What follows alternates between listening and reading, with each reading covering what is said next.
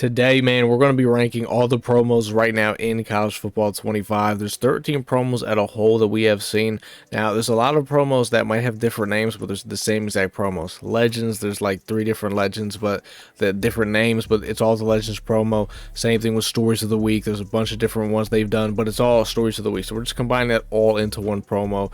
So we got 13 total. I'm also going to be counting the Season 1, Season 2, and Season 3 promos because I would count them as promos. Starting us off at number 13. We got the Edgewater Legends. A lot of you might not have even known that this was a promo at the time when it came out. I don't remember when it came out. It came out a while ago, but these cards are awful. They're just 82s. They don't get upgraded.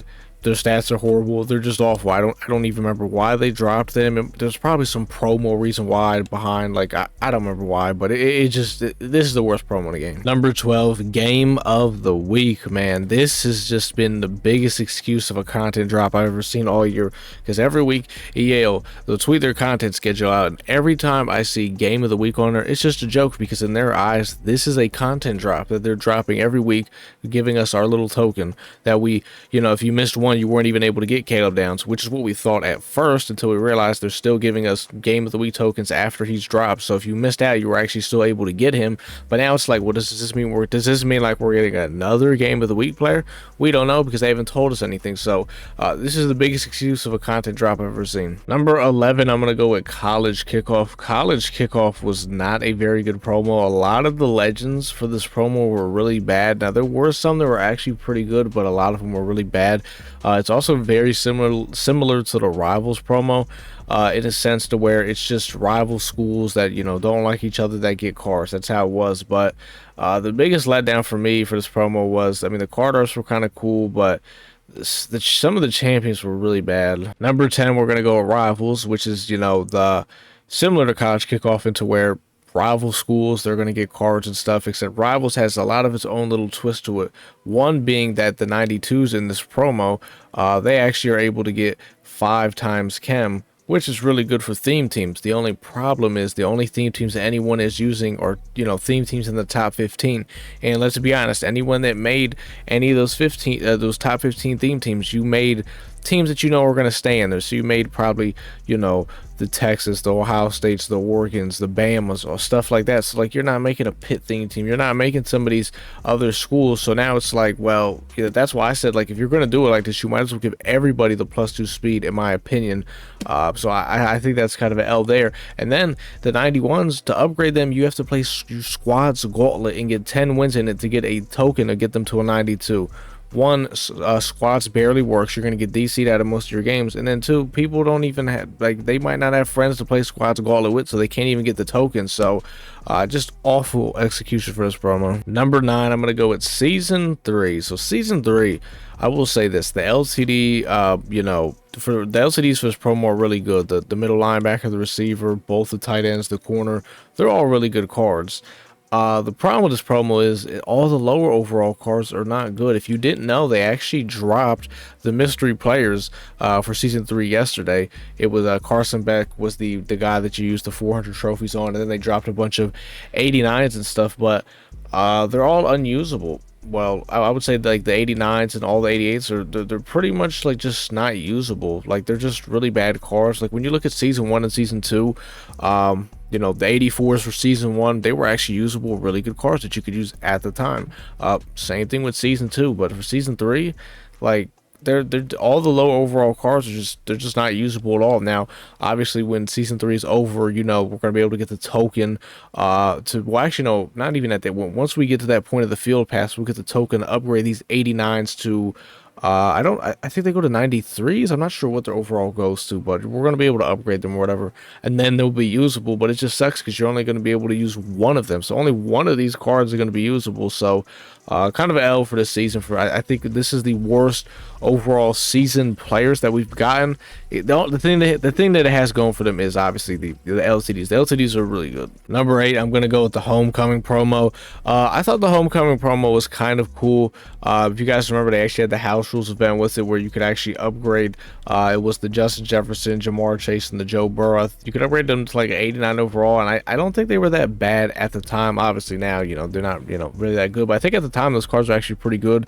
I don't remember how. I think it was house rules, right? I really don't remember. It was kind of a while ago, but I remember all the cards that came out for this promo were really good cards. The card arts were really cool too. I mean, there's some cards I still have on my team. The Wesley Bistain. Wesley Bistain's still in the box for me. Really good card. I have the center still, so this is a pretty solid promo. Number 7, I'm gonna go with Season 2. Season 2. We did not get, it was the first season where we didn't get any like LTD type players for that season, like how in season 1 you had, the Judkins and those guys. Season 3 we have the Bond, you got the linebacker, you got Velling and those guys. I call them LTDs because I mean they kind of are LTDs in a way. Season 2 they didn't introduce it that season, but they still gave us really good overall cards. Like the 87s were all really good cards. The Flanagan was really nice. The Eckler at safety was really good. The Driscoll fullback, if I'm not mistaken, I think he's still the best fullback in the game. At the end for completing the field pass, we got this Collie and Lacey, who I think is still with a theme team getting +2 speed. I think he's still a really usable card.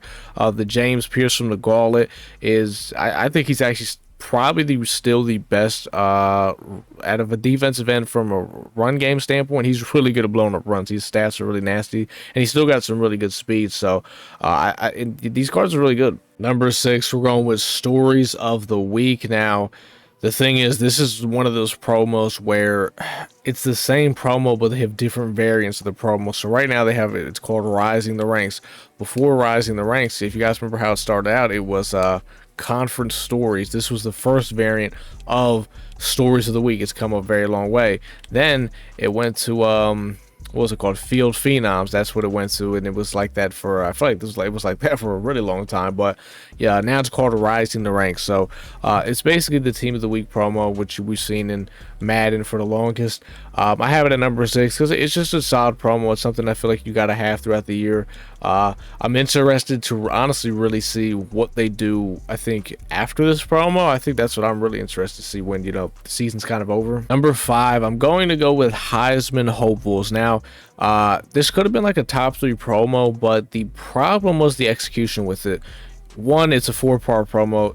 EA, you gotta relax with these 4-part promos. Like they're too OD with it, because the first two parts of this promo, if you guys remember, like it wasn't even Heisman hopefuls. Like it was just guys getting cards that had no correlation to the promo at all. Then the last 2 parts they finished pretty strong. They dropped really good cards, and they were Heisman hopefuls. So I think they should maybe just stop making every promo a 4-part promo. Number 4, in case you missed it, this was literally one of the first promos to open up the game, and it was a really good promo. We got a lot of really good cards out of this. Jalen Carter, I'm not gonna lie to you, is still starting on my team. He is still on my field to this day. It's crazy. Like there's just so many really good cards that came out of here. Really cool names that we saw.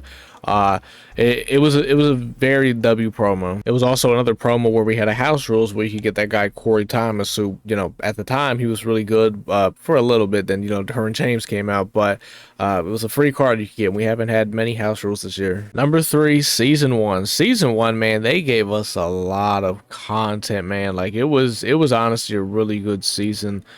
Just like look at all these cards, man. First of all, let's talk about the 84s, which were kind of similar to what we have now with the 88s and 89s. All of the 84s were usable, and they were really good, unlike what we have now. They just really aren't. They also had a Gauntlet player you can get in Aiden White, who was a really good corner at the time, and you would get a player for completing the field pass. So like in season 2, right, you got a player for completing the field pass, but we didn't get those LTD players like the Luther Burdens, the Judkins, and all those guys. Season 3, it's like they said, okay, we'll give you the LTD players, we'll give you players for the field pass, but we're not going to give you like a guy for completing the whole field pass. You know what I mean? So it's like season 1 had everything to it, man, and all these players for season 1 were good. I don't think there was a single one that was bad. Everybody was good. Number 2, Ultimate Alumni. Ultimate Alumni was almost just like a Legends promo in a way, because we were just getting a lot of players not out of college, and that were really good in college, and we were getting players that were in college, Quinn Ewers, Donovan Edwards, Travis Hunter. It was just, which is kind of weird, Loki, when you think about it, because like when you're an alumni, you're I mean, I don't know, I guess it makes sense, whatever. But this promo was really good. Every card that came out for this promo was so good. Lamar Jackson, that card was so iconic. I mean, we all used him. The LCDs were great. It's just crazy to see how like a lot of the promos when the game first came out, or like the earlier promos, were like a lot better than some of the promos we're getting now. Number one, it's only right, we got to go with the Legends promo. The Legends promo is probably the best promo. It's not even close. Obviously, you got the different variants. You got Heisman moments. You got when it was actually called Legends, and then it was called, I think, Once Upon a Time. So it's had a few different names, but it's a Legends at the end of the day.